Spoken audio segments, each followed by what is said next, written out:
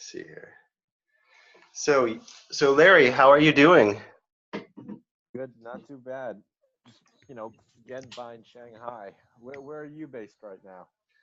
Yeah, so before I moved back to St. Louis, where I am now. I was in Shanghai and Beijing for 12 years. Okay. So now I'm back in St. Louis, which is it's the place I came back to where my parents um, are from. And I didn't actually expect to come back here and stay here, but when I came back from China, it just worked out that I found a job fairly quickly here, Okay. and so ended up staying in St. Louis. Okay. So But Stuart, so I, what do you do? What do you do in St. Louis? right, so my background is a financial professional. I went through the banking industry, investment banking, and then moved into hedge fund management. And after a couple of years of being in St. Louis, working in that area, I realized it wasn't kind of meeting my international interest. I was kind of failing to check that box, and so I was looking around for a problem to solve that would be international. And what I came across was a really big problem that every St. Louis city or every American city has now, is that international students aren't getting jobs when they come to the U.S. Right. And so, oh man, why is my phone going off? Sorry. Um, so yeah, so that made me think differently about what I did as an asset manager. I thought, well, you know, my wife was an artist. She's a successful artist, and she didn't want to move again to another city. So we decided, okay, well, we'll stay here, and I'll find something, international to do. And I moved, completely changed my career actually, to move into the career coaching space. So that way, I stay very connected to what's going on in China, and it's fun. It's nice to be working in a space where you get to help, really help people change their life. So that's another part of it that I like. Why are you in Shanghai? What brings you to Shanghai? Well, actually, I'm in Shanghai for a study abroad program. Uh huh. Well, actually, the main reason why I chose Shanghai was to kind of just do business here, Uh huh. just really to understand the Chinese market. And I think one of the biggest things is just like to personally actually come in here and just network, Oh because yeah. it's very different from back in the States, where because just about every night I'm shooting cold call LinkedIn messages to HRs or whoever's in these Chinese companies, but I'm not getting a single reply. Then afterwards I talk to other people, and then it's kind of like you said before in the post, you gotta attend these events, you gotta pay up, and that's how you actually shake hands. So that's like a very new way of networking that I'm not quite used to, but I feel like like why not? Like everyone's Yeah. still outsourcing from China. It's a new market. It's like some parts of the market is saturated, some parts aren't, and I think it's a Right. great opportunity to. So Yeah. You're an undergraduate right now? yeah. Yep. Awesome. Yeah, so that's great. The message at the in terms of networking in China, the signal I always got was when I was trying to network from the US about a future trip to China, for example, the response back was, well, always, get here first and then let's talk. Right. So Right. that's another aspect of networking in China, is that if you're not there, people aren't that interested in having the conversation and getting to know you and network unless you're there. And that's always been, that's at the beginning, that was one issue that I had as well. So now that you're there, that's great. What general area of Shanghai are you living in? Um, right now I'm near the Putuo area. I go to Uh-huh. ECNU, which is East China Normal University. I don't know if Okay. you're too familiar with that area, but Trying to I'm remember around. Putuo. Is that like way up on line one, or what is this in terms of the subway systems now? Oh boy, I think we're on the 2, 3, and 12 on Zhejiang Road. So we're kind Okay. of west. So we're kind of West. like Okay, right. that's right. You're out west. All right. Yeah, I mean, it doesn't matter. I just a lot of the networking events that'll be relevant to you. I mean, some of them are happening in in the more of like the Puxi district, the downtown area. So just getting familiar with that is probably good. So are you a Mandarin speaker? Like man, yes, like I speak like fluent like Chinese because I mean I was born in the States. Like I talk Chinese with my mom, and it's just like a Good. Chinese English mixed with my dad, because Perfect. it's like because they immigrated here, and you know our family culture is just like a mixture of Chinese and English. Like my Chinese, like Fantastic. it's not the same as like someone that's like born here, because there's some references that they use and some Right. way they talk, but like that's Good. just what it is. But yeah. Well, that's great. I mean, that's a huge benefit to your China to your networking. I mean, I speak Mandarin as well. That's why I went to China in the first place. It was to learn Chinese, and I had no real goal about working there or anything about the economy. The Chinese economy hadn't taken off when I first went there. It was when I first went in 1998. It was still all the housing was state owned. There was no real estate or property market, and so everyone in the year that I went wasn't even allowed to go find a job on their own. It was all part of the分配制度. It was all part of the after you graduate, you are sent to a company, and you had no choice in the matter. There was no interview. So of course things have changed massively. Which is cool. So great. So networking in China, I would say networking in China in Shanghai. I mean, you're there for how long? I'm here until the beginning of June, so I only Okay. got like a month and a half. And I mean, I think to some extent, you know, starting with the end goal in mind, like what would you say is the end goal of your networking?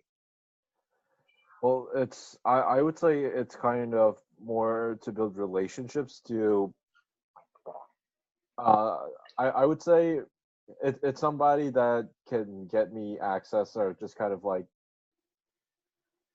to do outsourcing and to get the best prices. You kind of Mm-hmm. have to know the people, and I Mm-hmm. feel like that's kind of the right way to start, even though if they are not directly related to the manufacturers, you got to Uh-huh. find some way, kind of like creepy crawl your way down to the center. So I feel like that's kind of the best way, and at the Okay. same time it's more like an industry that I'm not too familiar with, like Uh-huh. autonomous vehicles, like electric vehicles. Like I'm not too familiar with that, because I'm more used to the used car business back in New York, Uh-huh. and just like picking up and tinkering cars. So it's a very different thing.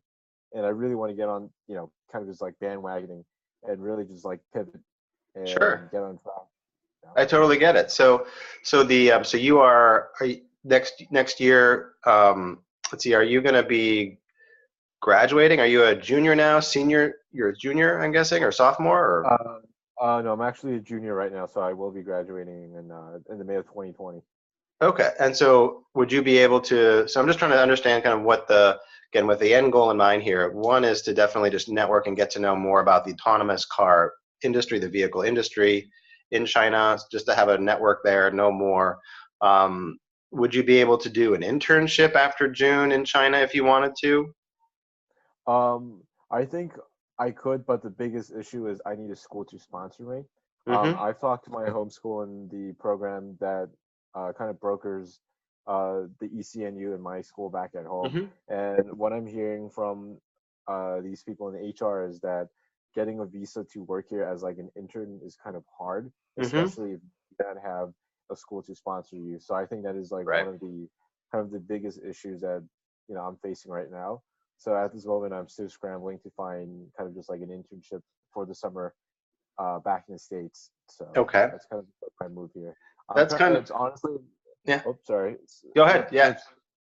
It's honestly right now, it's a balance of, planning for my next few months, my next semester, as well as just making the most out of what I have right now. Yep. Yeah. Cool. I get it. Because it would be really nice to it would be very nice to see a couple things happen. I mean, I'm thinking about the end goal in mind because when you network with people, networking is good, and getting to know people is good. And when people agree to network with you, they're often offering to extend a helping hand. Right. Here's a young talent, here's a developing talent. They want to meet with me, they want to learn, I want to help that, I want to facilitate that learning. And it often helps when you're networking. And this doesn't matter if you're in China or in the US. When you're networking, it's it's about the other person, right? It's about learning about the other person. At the same time, because that person wants to help you, we want to make it easy for that person to help. And often the best way to do that is to have a specific ask or a specific request or to have a goal that you can share. Right. So there is one kind of networking which is say, hey, it's great to meet with you. I want to know about the industry. And then it's another level to say, hey, this is my 5-year goal, or this is my 2-year goal, or this is my goal for my time while I'm a college student, including getting an internship this summer in, say, autonomous vehicles in that space, right? And Right. then working backward to what your ask of these people are, because these other people also want to see that you are someone who's, if it's the autonomous vehicle industry, they want to see that you share their interest, and that maybe one day by meeting you now, Larry is gonna, be a contact for me in the future in this space. So in terms of summer plans, in principle, you could stay on in the summer after June as a tourist, right? I actually have to come back to the States first and then reapply for my visa because when I applied for my visa in New York, the issue was if my program ends on June 8th, I have to leave the country by June 8th, and there's no Right. exception to that. I can leave But early, but June 8th is the last moment. So sure. if I have any plans of coming back, I need to, get another visa. So Or you could fly for, an hour and a half down to Hong Kong, stay in a hostel yeah. for 2 days, get a new visa, Am I allowed to right? do that? Of I'm allowed to course. do that? Oh, I don't know. Yeah, I mean, how else? Yeah, absolutely. I mean, the anyone who's in China can go down to Hong Kong if their visa status changes or if there's going to be a change. You can go down to Hong Kong and you can get a tourist visa, Oh, awesome, sweet. That's awesome. and that tourist visa then can carry you for 3 months, and then you could be volunteering, in Hong Kong, or, back in China.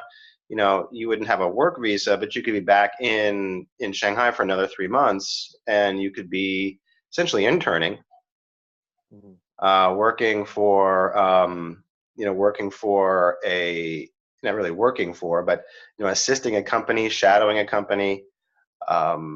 You want to stay within any visa guidelines. So this advice isn't to skirt Right, the visa guidelines, but right. you could definitely right. But you could Yeah, fix that problem easily. Now I know there maybe are some changes to how easy it is for non-Chinese to get work visas to work in China. But I mean, at the end of the day, like, the Chinese tourist industry is still alive and well. The visa agents in China, in Shanghai, and in Hong Kong can get you a visa within 24 hours. So you can spend the weekend in Hong Kong. It doesn't cost a lot if you want to stay in Kowloon in a budget hotel. I mean, depending on what your situation is. Maybe you want to really enjoy Hong Kong and spend, you know, for a nice hotel one night or for the weekend, then do that and then get your visa and then pop back into Shanghai the following Monday, and then you're back, right? And your lease hasn't changed on your apartment. Maybe if you're in student housing, maybe you need to stay with a friend or rent your own place. There's some adjustments maybe that happen around June if, say, other things are changing, not just your visa status, but maybe your housing status is changing. These things are changing. Easy to fix, right? Crash with a friend for a week while you find an apartment for the summer.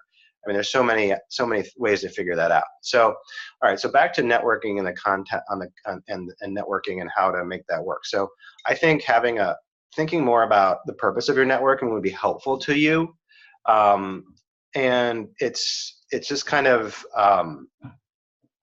it's just helpful for the other person to know kind of what your goals are, and you become more valuable as a networking partner with somebody, if you come and say, hey, I'm really dedicated in the, to the autonomous vehicle space. I'm looking to volunteer in that space this summer, and I'm looking to expand my network in Shanghai because I want to take this next step. That is more powerful, I would say, than, I'm currently a student. I'm really curious about this space. I'm going to learn more about it, and yeah, I'm going to leave in 2 months. Right. Right. So suddenly, all of your conversations with people become about not just learning, but maybe there's a next step here, which is, hey, why don't you come over and work for the summer? Right. Right. And then all those conversations about visas and stuff, it's not only the school that could sponsor you, a company could sponsor you too, if, potentially.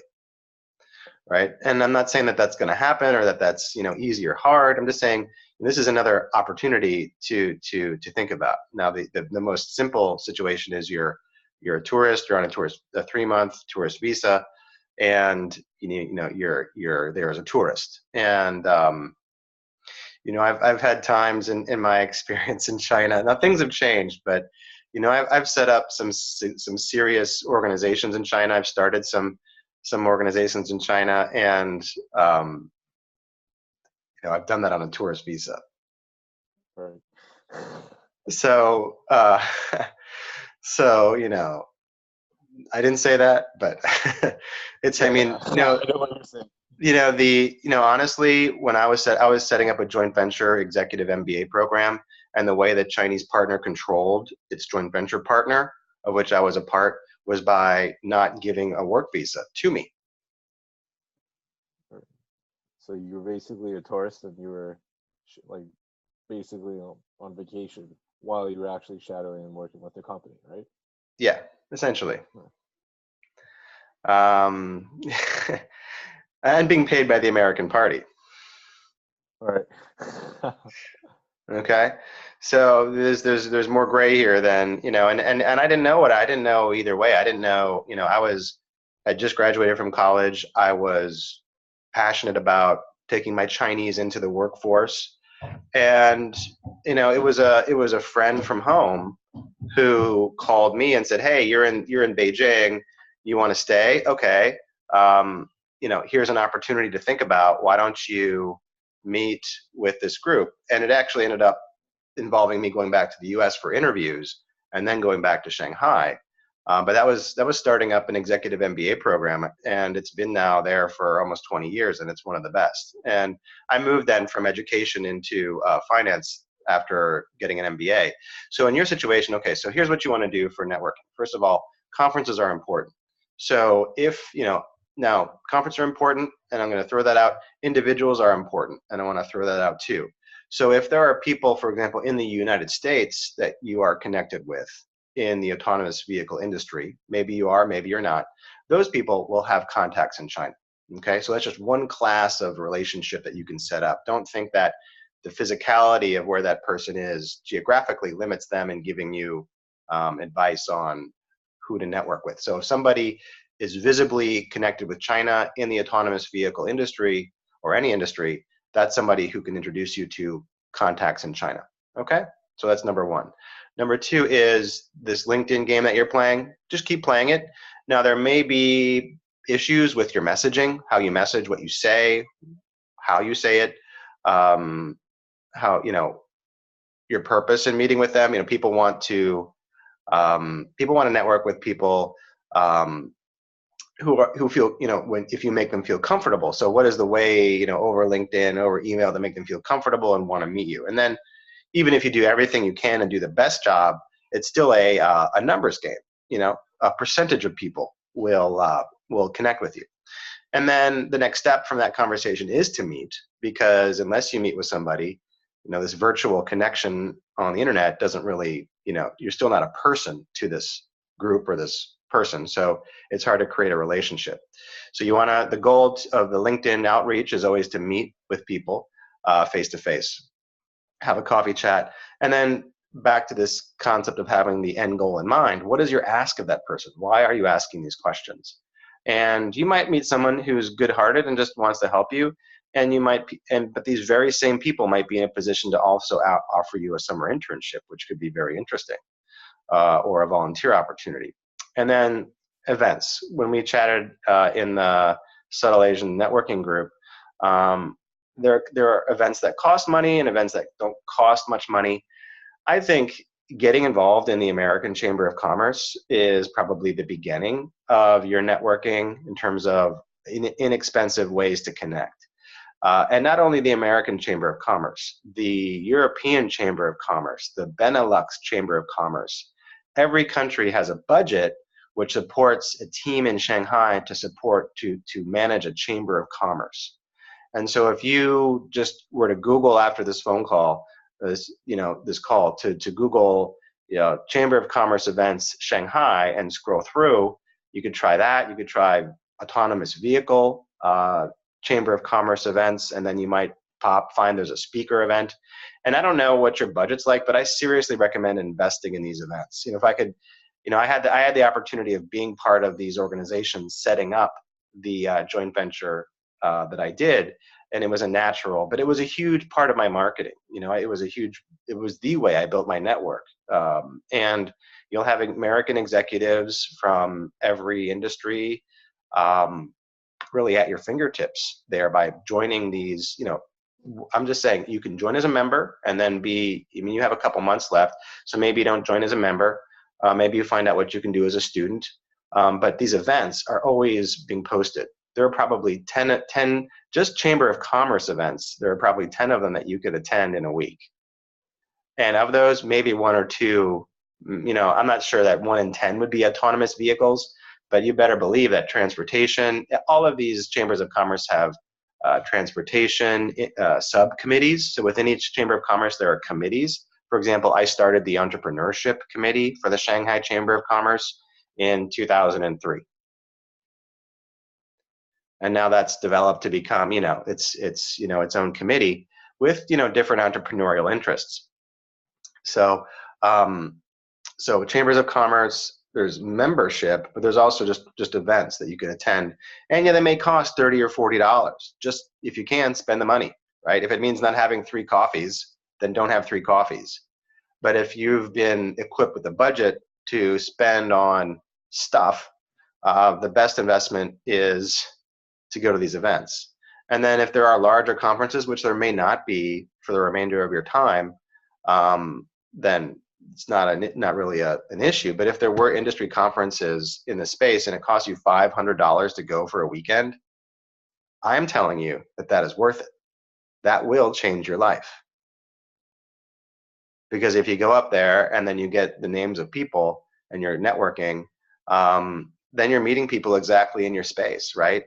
And that investment of $500 for a weekend seems really like it's, wow, a lot of money for a weekend. But really, that investment of $500, really think about it as, distributed over a larger time period, like over the coming weeks and months, right? That $500 investment was made. And then over the course of the next year, you're reaching out to people and developing relationships. So, if you were to, allocate the cost in that way, it wouldn't seem so expensive. So, and these conferences won't be $500. I mean, they'll probably be like $100 or maybe $200 or something like that. So conferences, I'm a big thumbs up on conferences. I think it's an investment. And I think that it'll just quickly get you to where you want to go. And so part of your networking challenge isn't just where these people are, but it's kind of what is your thinking back to your own goal and what your own purpose for networking is also part of the equation here. It's like, why am I doing this? And if you have a very strong enough desire and goal, then that will support your rationalizing spending more money on a conference because, wow, I know that I want to be here this summer. I have this strong desire to be here this summer, for example, or after I graduate, or going back to your summer, like going back to your summer, right? Your summer back in the US. Maybe you're going to do that, right? Networking now in China can also position you for a summer back in the US, right? It just depends what your ask is. I'm looking for an internship in autonomous vehicle development, technology. Again, you can be more specific on that, right? Whether it's the communication systems or the chassis design of these things. You can get very specific and then even be more targeted in your networking. Find out what people are doing in autonomous vehicles. What are their specific roles? And before you network, find out what those possible roles are, and then use that to guide your networking. Learn the vocabulary, right? You're probably already great with that vocabulary. And I don't follow that space specifically, so you're probably great with the vocabulary. So then just start flexing that muscle, right? Right. Um, Right. right? Just get out there and be having those conversations. And then in terms of just other kind of ways to network, like I mentioned in the post, there are all kinds of really great social opportunities around sports and alumni clubs. So if there are 20 or 30 universities that have alumni clubs from America that have active alumni clubs in Shanghai.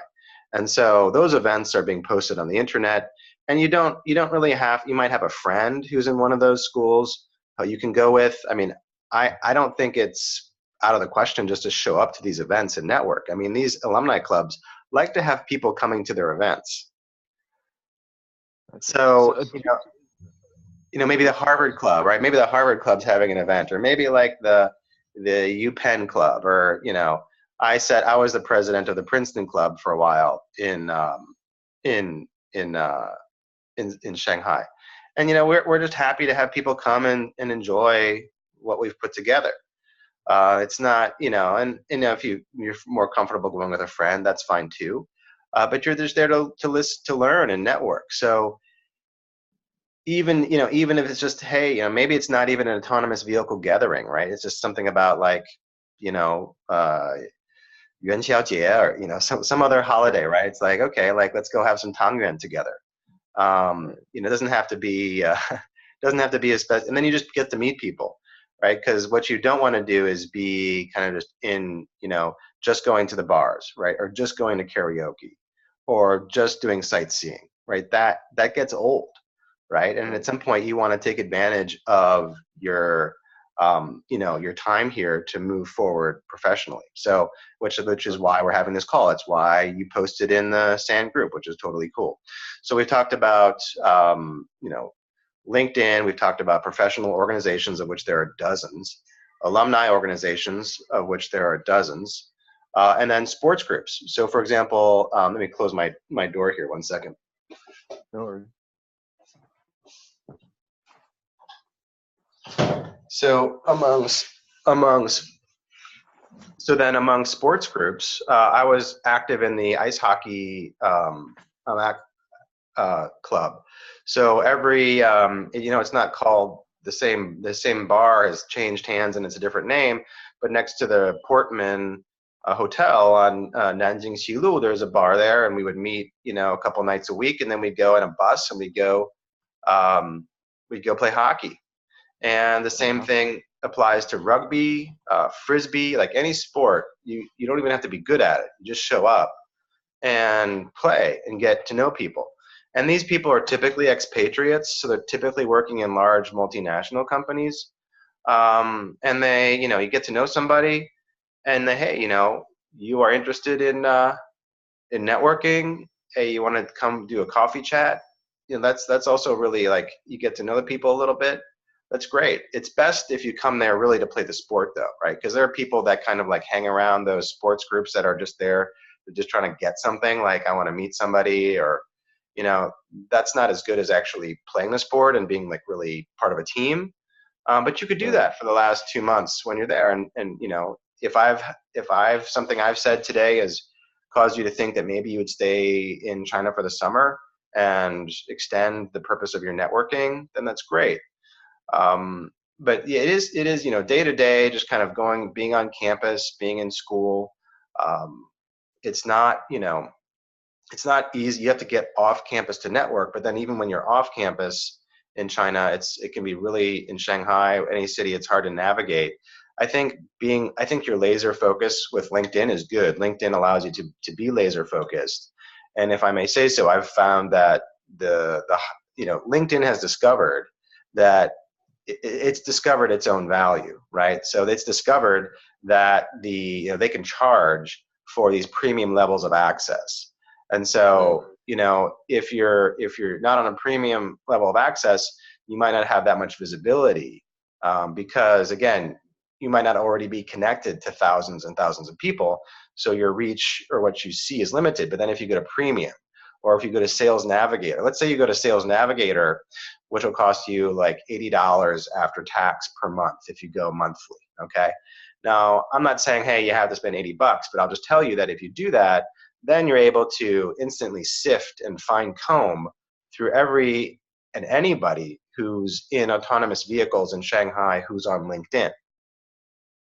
And you still have to have the right message in terms of reaching out and connecting, but then you can do better research potentially, right? You can maybe see more. You can sift through, junior and senior people more easily. And I just find that has been valuable for networking. Maybe it's the job seeker version. I'm not saying you have to do Sales Navigator, but if you just spend one time $80 and just have it for a month, I mean, then there's a whole month of using it and reaching out that you can do. And maybe LinkedIn's working out for you great already, and that's fine. But reaching out like that is really important. And then, those are kind of like, I just think having more of an end goal in mind would be helpful for you. Being more specific about what you want. If you're networking with a goal to go back to the U.S., then people are going to, think, well, what's the point of meeting you? Right. But if you're talking about maybe a career in China after graduation, or even more timely, a summer experience working with an autonomous vehicles firm, that's great. And then the other area here is the startups. So like China Accelerator, right? Or all of these other acceleration incubators in China. I mean, that industry has boomed, right? That whole space has boomed over the last 10 years. And so, oh my gosh, who are the startups that are working on some sort of autonomous vehicle control technology? And which are they, right? Going to the incubator website, you can just find out all of the companies that are in the incubator, right? And just do a search. And then you're just kind of in conversation with all these eager entrepreneurs who are looking to change the world in that space, and you're networking with them. Maybe you're working, maybe you're not. Maybe you're pouring them coffee. Maybe you're making photocopies, right? You're happy to just do whatever it takes to get in conversation, right? To get into connectivity with these groups. Right. Actually, I do have one question, because it seems like you really know how to just like plan and navigate this. So actually, the following semester, I signed up to attend my school's abroad program in San Francisco. Okay. Just because I feel like it's kind of just a cherry on the sundae, Like right now, it's like I took all these core courses at my school, and I've gone abroad, and I felt like, I really want to use this as an opportunity to see like new markets, to be able to outsource and to find potential, partners that can help me internationally. And then at the same time, I feel like going back to San Fran kind of really just ties things together by really just like topping off like these incubators that they have there. There's like people I can network with in Silicon Valley, and I feel like it really just helps with the creativity. But kind of just like my end goal, like a question would be like, I'm going to be coming out of my school and completing these double abroad programs. I might not have a specific concentration in anything. Mm-hmm. So I go to Babson College. Mm-hmm. So all we have is just business. Mm-hmm. So there's like different sort of concentrations, but I might not be able to come out with a concentration. And let's just say if I decide to take the path of taking like a steady job, right, just to build up more capital before I have my own business, do you have any suggestions on like what to do? Like what should be my next steps for that? Do you have any suggestions? Okay. Are you looking to focus on, so does your family have a background in automotive? My dad owned a car dealership in Queens, New York. Okay, So cool. that's something that I'm probably, I'm gonna be honest here. If there's something in the world that I know more about than anyone else, I would say it's the used car market and just buying Awesome. and selling cars. Like, That's cause huge. I can, yeah, yeah, like here's the thing. Like, for my parents, like my dad did that job because he was an immigrant, Hmm. right? And then it's kind of like, how people saying, I don't know how you say it, it's kind of just like being a hustler, But Of I just don't course. really, but it's like there's good and bads of that, and my dad just did not really want me to just be like a hustler. He's like, get a proper education. Do you know what I'm saying? Because it's Of just like, course. Yeah. I mean, education. hey, I mean, I'm not an immigrant to the U.S. in my generation, but a couple generations ago, my family came over from Norway, and they were all hustlers, um, you know, lived on the prairie, protected themselves with shotguns, you know, Right. from a lawless, life. And my great great grandfather came to Missouri because he was told he could become a preacher Mhm. in this particular Norwegian community, and that's why he came to the U.S. I mean, that's all hustling. So Right. we all come from hustling genetics. I mean, we're all hustlers at a certain level. And maybe now, we're strivers. Maybe we're moving to a different phrase or term, Right. striving. Right. It's all good. I mean, it's all good. So, I mean, and I get what you're saying about your dad and that advice. And it's awesome that you have that expertise and knowledge. So I think doubling down on that, whether or not the school gives you a concentration doesn't matter at all, right? You can dub yourself like the king, the knight. I am now like the knight of, the the realm of autonomous vehicles, right? And I'm just going to own that, and then just go own it. And then, if there's writing to do at school, write about it. If there's a blog to be created, blog about it, or a podcast, listen to them, create one. You could be creating a podcast about your experience trying to figure out how to navigate networking in China, for that matter, Right. right? And it's cool. And so many people, are going to be interested in this kind of information and how to navigate these similar situations. And you could develop a cool following as well. So what you should do, or what you could do. So I'll just be honest with you. When I was in college, I wasn't that in tune with the job hunt. So, congratulations to you for doing that. I was honestly in college, I was going to summer camp and working as a summer camp counselor. Mhm. So, all right. Which is to say, don't give yourself too much pressure as an undergrad to like do or not do. It's a time to learn, and it's an opportunity to explore new things. Just like you said, your intuition is to go to out to San Francisco and explore new stuff. And you might not get a concentration. What should I do? So make it your own concentration. The school is going to give you the degree that it's going to give you, the business degree. That's fine.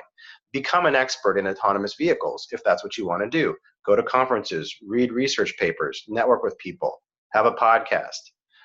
This could be the podcast about the guy who knows nothing about autonomous vehicles but wish he did, right? And then you're a voice about autonomous vehicles, and you're posting about your events that you attended in China. So I would say this summer, get a job somewhere related to autonomous vehicles, whether it's in China or the U.S. Get something. It doesn't have to be with the Google or the Goldman Sachs of autonomous vehicles, right? It doesn't have to be with the top shop. Just get into the industry, because I think the junior year internship is so important. That does line you up for your graduation and what you do at graduation. So what you do this summer is important. The kind of the golden ticket for this in any industry is to work with the Fortune 500 equivalent of autonomous vehicles. Who would you say that is right now? What's the biggest shop? It's a Google-owned business. It's a what is? I mean, there's been some consolidation in the autonomous vehicle industry. So who would be the biggest player, the best well-funded company right now? Right.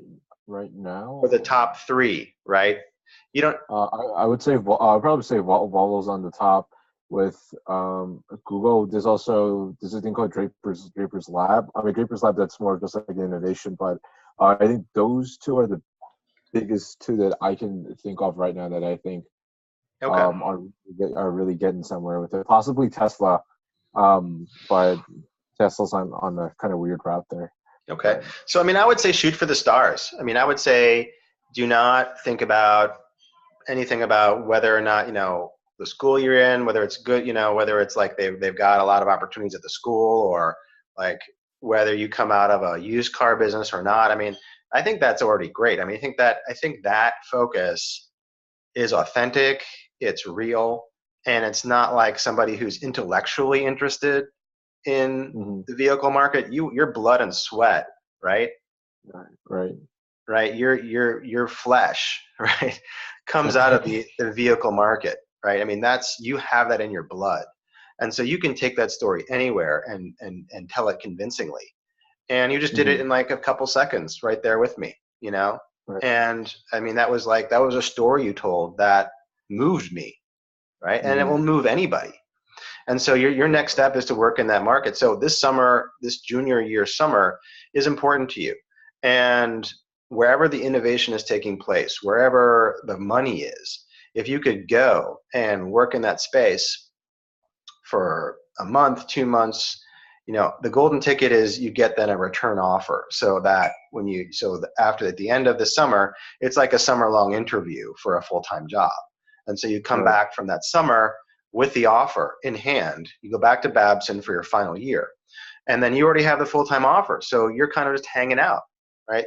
That's in your senior year. That's when you are, hanging out with your friends, playing sports, you know um, not worried about the job search. Now, I'm not saying it's bad to go into senior year still looking for a job at all. I'm just saying, Mhm, hey, there's this thing out there called return offers, and why not shoot for the stars, right? Shoot for the right. stars. Think of yourself as, hey, I'm going to shoot for the moon, and might get to the moon. I might fall slightly short, but if I fall slightly short of the moon, man, I'm going to be in a good position, right? Because I would have at least had an awesome internship.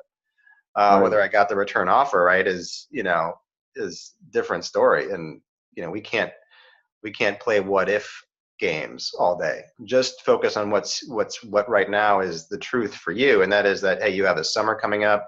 You have a good handle on the market. You know who you want to network with. I mean, you are so far ahead of so many people. And for what I did is I went into the startup space. So after college, I actually turned down a Fortune 500 job Mhm. to Wow. go into a startup, and the timing was good. We actually took that public on the American Stock Exchange. Oh wow. Which is, sorry, if I may ask, what company was this? Senesco, it first traded, I think, as SENO, the ticker, and then I think it also traded at one point as SNT. It's a biotech company. It's Biotech. not Okay. public anymore. It traded, it went up to the Amex, and then it fell back down to the pink sheets, to the over-the-counter market, and traded for about 20 years, and then it was acquired, I think, last year by a strategic uh, company. So it was an acquisition that took it private. So the the uh, the path I took was, you know, I was not interested in working for a big company. I was interested in innovation. I was interested in doing something different and not taking a traditional path. And that wasn't a very clear focus, to be honest with you. I didn't have the story of my dad and his path and his work in specific. I mean, my dad, yeah, he had experience in an industry, but I wasn't Right. really that connected to it, like in a way that you might be. Mhm. So my parents were both in finance. I went into finance, but it wasn't that specific. And so, here you are with the automotive, and then you can take that and one step further to autonomous vehicles, and then one step further for outsourcing. Right? And you could really become an expert in outsourcing, because the biggest problem in supply chain management, one of the biggest, hairiest problems, is landed cost. Everything on paper, oh, what it might cost me to source in China on paper, right? But the cost landed once it gets to your front doorstep or to the factory floor back in the US, for example, the landed cost. That's one of the most difficult problems to solve in the supply chain. And so you could be solving that, right? That could be the problem that you're hammering on in your podcast or in your discussions with people, how to do this better. And they're going to be like, who is this Larry kid? He's really dedicated to autonomous vehicle outsourcing. And it looks like he knows a lot about it. And maybe we want to bring him in this summer to help our team on the supply chain side. So to summarize, what should you do this summer? You should get an internship in autonomous vehicles. You should shoot for the moon. You should apply to companies that are the leaders in their field. Shoot to get the top name on your resume, because that's important, right? The resume, like Babson is a platform, right? Babson, whatever, any university, right? It honestly doesn't matter what university. They're all platforms for talent development, for you to network.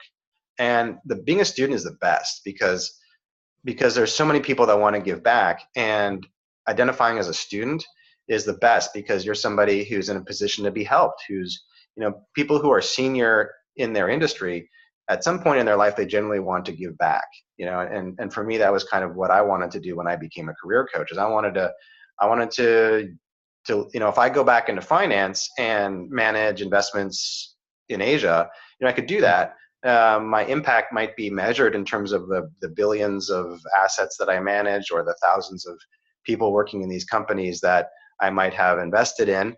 But on the individual level, changing somebody's life isn't always that easy in that industry. You don't get that same satisfaction, right? So it's a give and take. But I mean, in your case, get that summer internship. China or the U.S. The bigger the company, the better.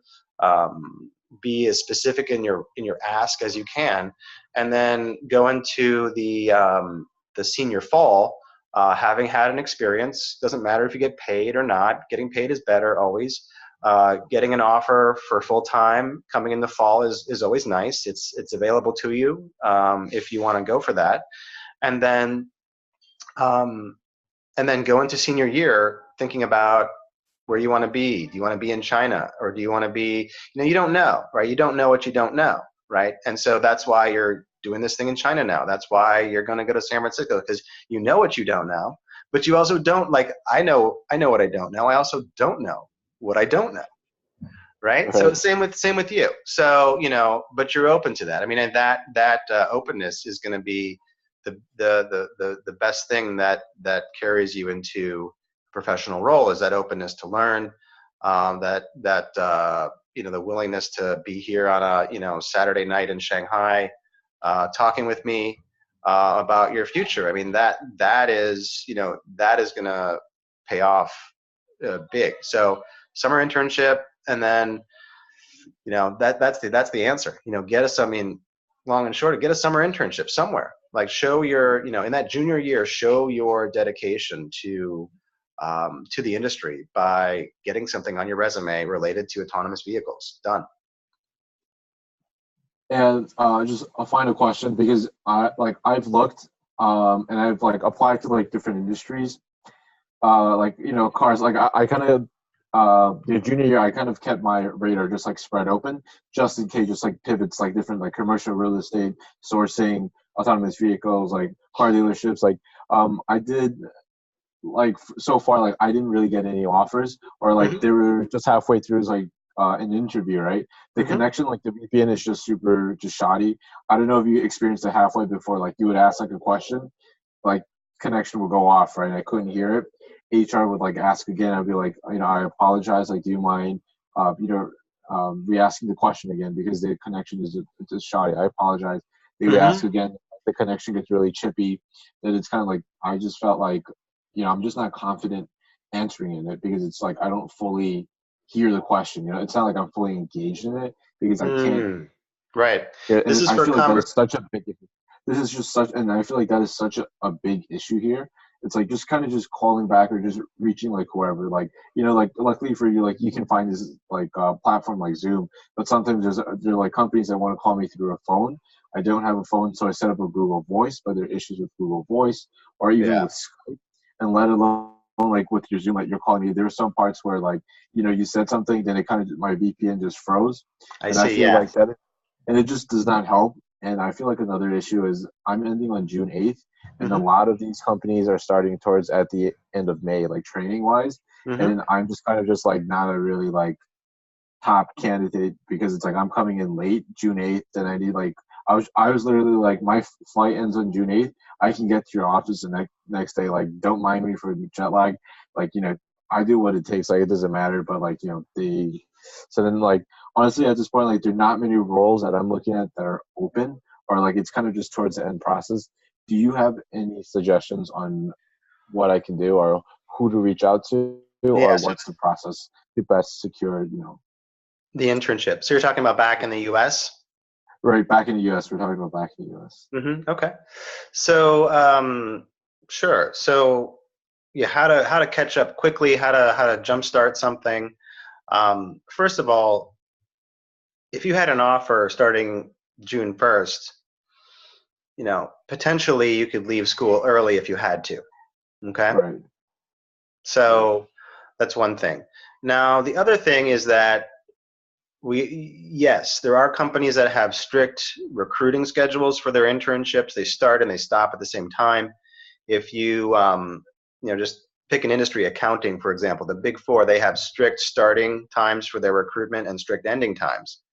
And even if you have a referral into, say, a top person at KPMG, Mm-hmm. they cannot, change the recruiting process. It's too big of a machine to Right. just get somebody else in, unless you were talking to the, global CEO or some of the C-suite. So the same thing with these larger companies. They may have strict start and end times.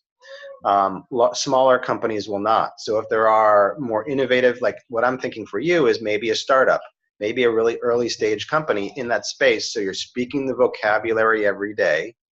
You're talking with people in the industry. You're talking to really intelligent engineers. I mean, if you're the smartest person in the room, you're in trouble, right? So just Mhm. the general concept is put yourself in a room where you're not the smartest person in the room, and you'll be good. Right. Okay. Right. Doesn't have to be with the big company with these strict start and end dates, right? There are. So that's one thing to think about. The other thing, and we're coming up, on an hour, so I want to be sensitive to the time. Yep. But the networking is really important, and the consistency of that, because what you've just described to me is a typical situation where it's the iceberg principle. Mm-hmm. So the iceberg principle for the job search, and Malcolm Gladwell has talked about this many times in his research. I believe it's tipping point. Only about 10% of available jobs are posted. Mm-hmm. Just 10%. The 90% of opportunities are based on the hidden job market, meaning those jobs aren't posted based on networking. So when you go back in June, physically, where do you go back to? Do you go back to Babson? You go back home? You go back to San Francisco? Where do you go? Um, Going back to New York. New York, Okay. that's home for me. Okay. So what I would be doing now is prepping for that time when you go back um, is to be reaching out to people. You can't fly back to New York now for coffee chats, but start Right. generating conversations and lining up. Start getting a presence online. So, for example, you start blogging and posting on LinkedIn, for example, about the autonomous car market. Start showing your passion. Generally, for any student, I tend to focus on international students, but generally, take a page out of the international student guidebook for a job search is good advice, because international students have limited time in their job search. They have strict visa requirements. And so an American should really follow that message. And so, the first thing you need to do is get a focus. Doesn't matter who you are. Executives generally don't have that problem because they've been working in an industry for a period of time. They have focus, right?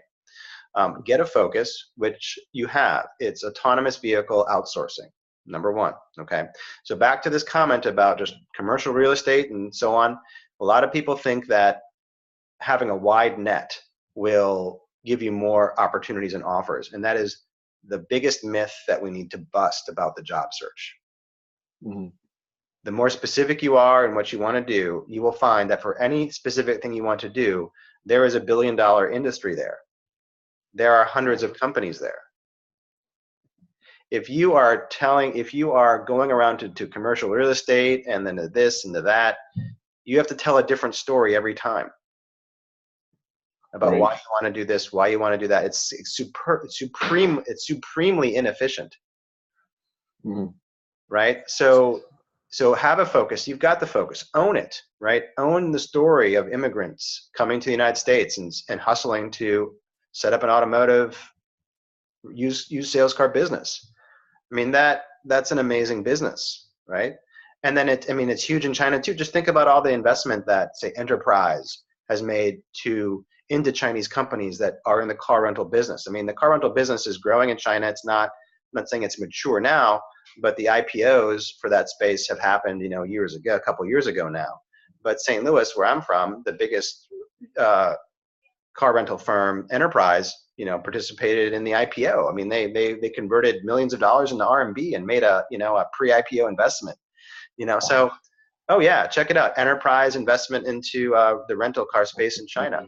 So don't imagine that space, then used cars. I mean, this is like, oh my gosh, like this business. I mean, I can buy a car in China and almost sell it more for what I paid for as a used car. I mean, there's a lot of inefficiency in that market in China. Okay, so don't think look down on that at all. Because I kind of sense that in your voice. I could be wrong, but be proud of that. Own that. That's awesome. Have a focus. At the end of the day, the people that are successful, they have a focus, right? And so number one. Number two, get out your voice about your passion. So blog about it. Have a website or have a blog, right, where you're posting to about your experiences. Post on LinkedIn. If you go to LinkedIn, you'll see me posting about student success, job search success, how to do that. I posted an article last night on LinkedIn that you can check out, just for example. And then the third thing is a network, right? There's like, I think those three categories. Apply, of course, to jobs. I'm sorry if the signals aren't good and they want phone numbers. That's tough to navigate. I mean, I would say have a phone. The solution to that is get a phone, right? And if you can't get one because for some other reason, I don't know. I mean, as a student, can you get a phone by registering with your passport?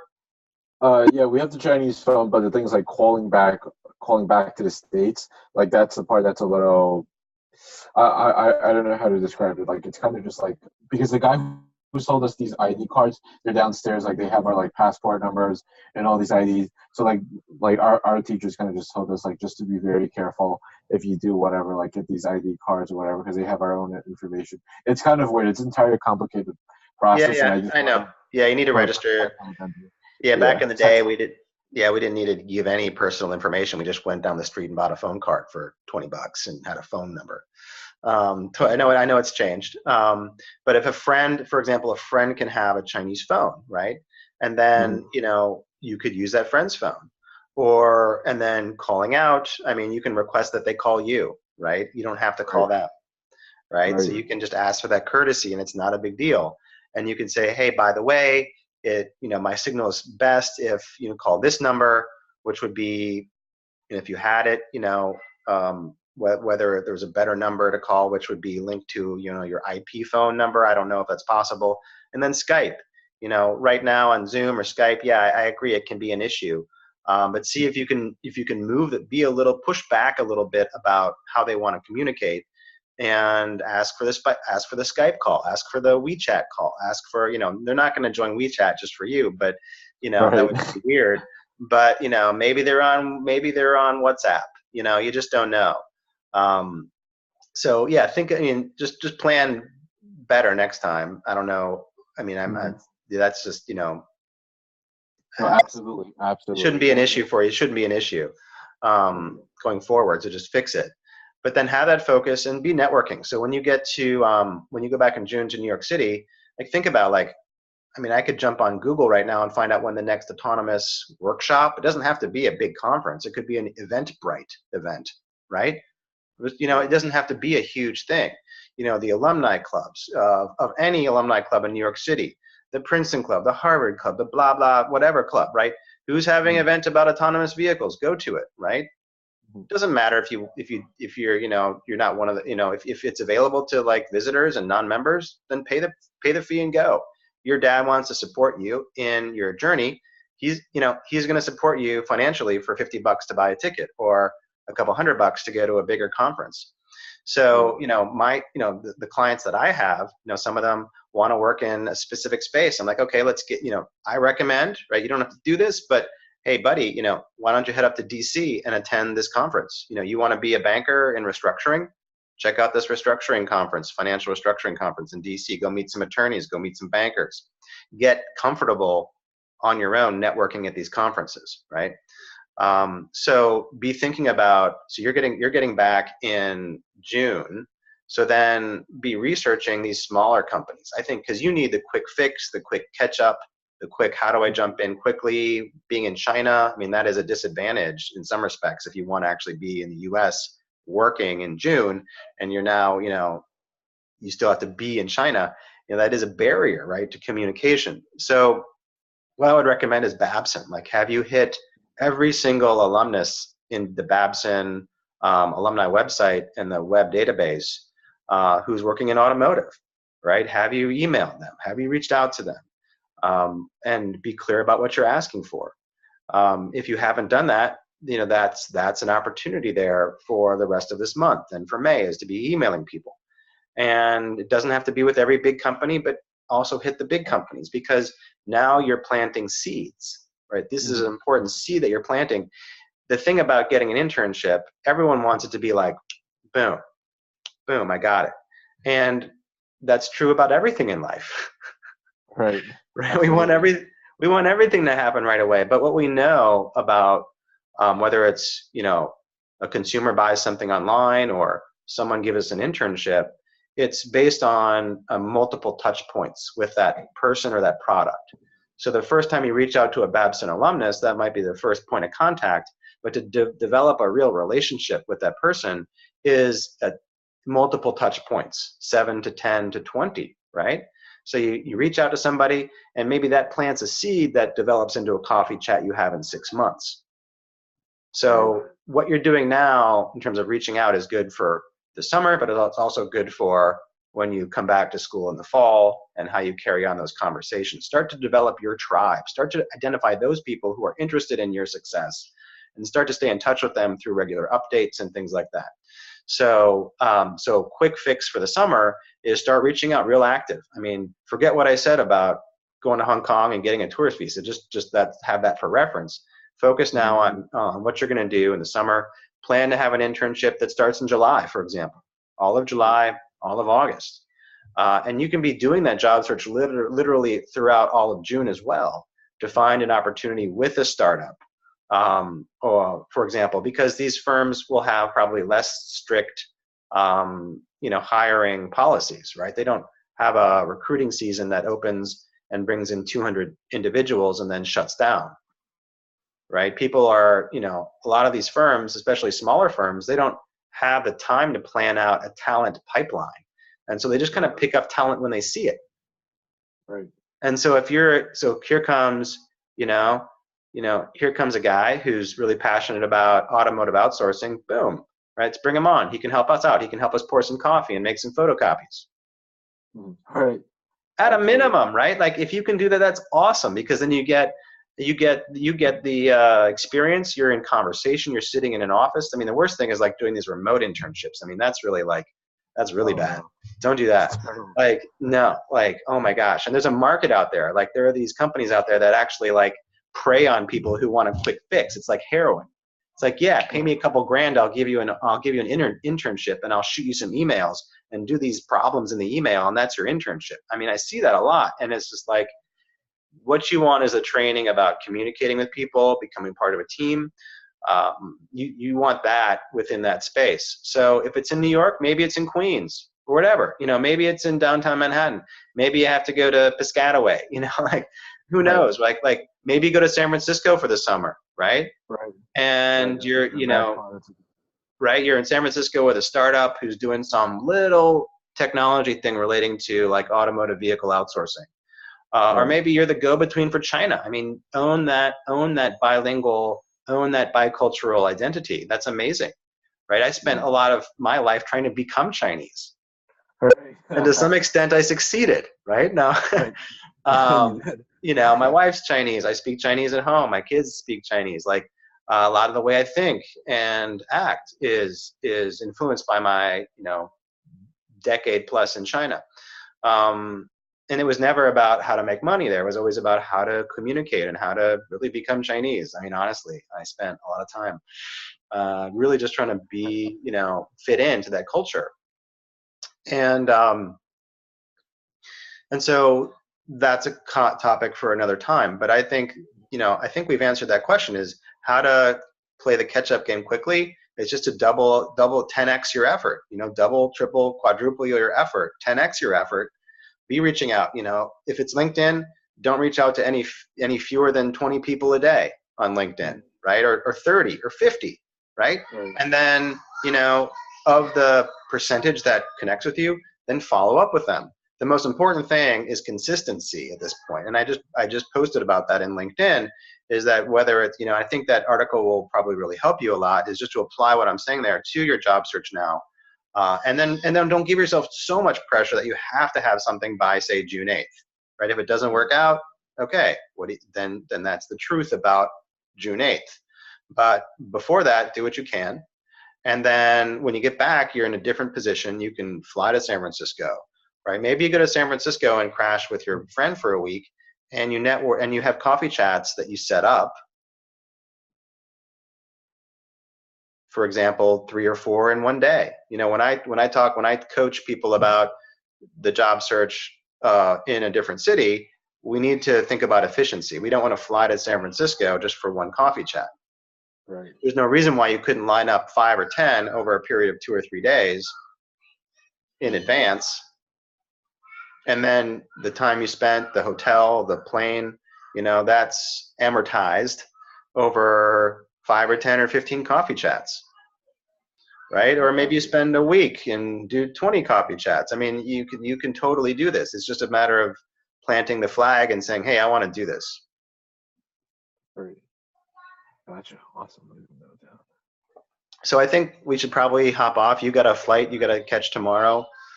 Hey, I wanted to know, like, this was such a helpful conversation, I think, for me. I mean, hopefully for you as well. I really enjoyed it. Would it be okay if so I made a recording of this. Would it be okay if I use this for educational purposes, or we shared it into the SAN group? Absolutely. You do what you need to do. Totally fine. You have my consent for it. Thank you very much. Thank you very much. Yeah, and we can keep up the conversation. I mean, I think that this topic of, how to network in China is, what we see is that, like, that is a question, but then underneath that question we have these other questions, right? Like, what is my focus, right? You have that, right? What is my timeline? What is the end goal in mind? Right, just to conclude here, right? And then how do I think about what I want for the summer? How does that fit into my, my schedule as a student, having, being a junior, and then what does that mean for being a senior, and how can I plan for the end goal in mind? And if you have any other questions, read the article on LinkedIn. I think it's good, and then hit me up with other questions if you have them. Awesome, perfect. Thank you. And thank yourself for reaching out. Like, you posted into SAN. Who knows what's going to happen? SAN, the group is great. It's just amazing. It blows my mind, actually, how much advice is there and available. And you posted, and you're getting answers back. So thank yourself for taking that action. Awesome, and thank you for honestly not just commenting, but just be really willing to hop on a call. Thank you very much. My pleasure, man. Enjoy. Awesome. See you. All right, thank you. See you soon. All right, ciao. Ciao.